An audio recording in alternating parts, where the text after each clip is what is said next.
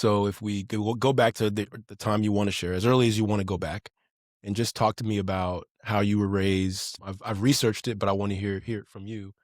Who were you raised by? And let's say through high school, what was your view on your future? I was raised by a village. It takes a village. I have a quite unusual upbringing. Two fantastic parents. I hit the parent lottery, but I wouldn't say it was traditional. My father and my mother divorced when I was 2. My father is a doctor. My mother was more like she was a photographer, but she's kind of like free flowing, hippie like missionary, would go and do work abroad. And my father's fifth generation came from Colombia, came from London, very structured doctor. So it's like opposites, absolute opposites. They divorced when I was 2. And I was raised in a very small town in Lake Placid, Florida, population 2,000. My mother, like I said, fifth generation Floridian, her family was brought down to lay the railroad, so very southern. I grew up on the porch. We picked our vegetables, we canned our own vegetables, and that very hometown, small town feel. And then my mother married a rancher. And so it took me to a very large ranch in LaBelle, Florida, which it took a long time to get on and off of the ranch and actually to attend traditional schooling. So my mom homeschooled me in my 6th grade year, I believe. And then I went off to the IMG Academy for boarding school. And people think that I went to IMG because I was an excellent tennis player, an excellent golfer. I was actually a better golfer than tennis. I received my scholarship for golf, but I wanted to do tennis because all of the cool kids played tennis. At the time, it was like Anna Kournikova, Maria Sharapova, Agassi, Monica.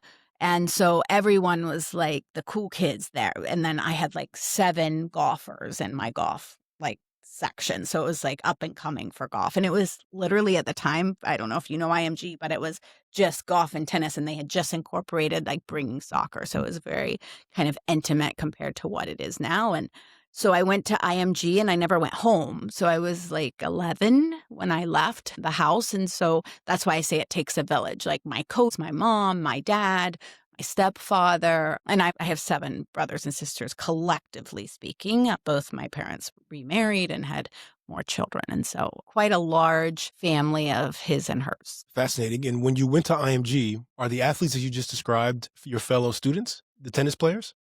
Are the athletes? Yes. Yes, of course. I mean, they're not my students now. Yes. But at the time, those are your that's who I classmates. roomed Okay. with. Yes. The best in the business had come, from internationally to master the art of tennis. Yes. And who taught you to play tennis and golf? I started early playing tennis and golf. I started playing golf when I was about 4, both my mom and my father. I started very early, and then tennis probably about 7.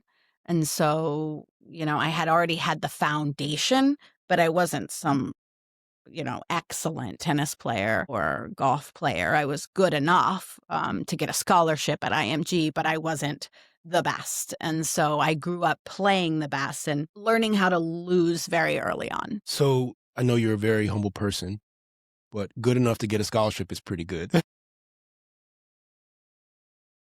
Good enough. Right. And besides experience of winning and losing, was there anything else about your experience at IMG that shaped your perspective, maybe as you approached college or law school or your legal career? Absolutely. I mean, it's everything, right? Training like an athlete since the time you're 10, 11 years old, thinking like an athlete, discipline, it's the foundation and the constitution that you eventually carry on throughout your career, and challenging those comfort areas, like, right? I mean, not everyone is comfortable in living in the uncomfortable, and I live in the uncomfortable every single day, and I lived in the uncomfortable every day when I was either winning or losing on the tennis court or the golf course, because we were constantly being challenged. I mean, as soon as you were good enough to beat, say, someone, whoever that was that you were playing that day, they would level you up the next day. So you are always being,